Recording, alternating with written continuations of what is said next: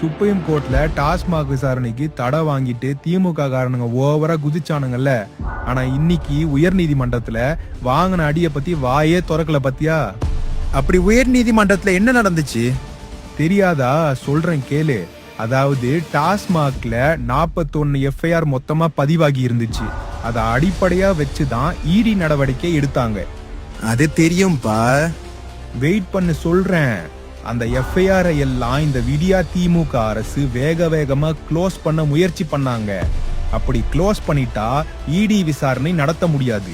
அதுக்கு சென்னை ஹைகோர்ட் இந்த விடியா திமுக அரச கண்டிச்சதோட அந்த எஃப்ஐஆர் எதையும் க்ளோஸ் பண்ண கூடாதுன்னு உத்தரவு போட்டுட்டாங்க.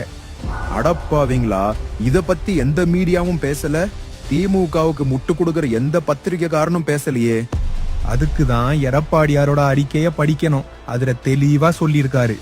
கோர்ட்ல போய் இவனுங்க தற்காலிகமாக ஜெயிக்கலாம், ஆனா கடைசியா நீதி தான் ஜெயிக்கும். 2026ல குட் பை ஸ்டாலின் தான் நடக்கும்.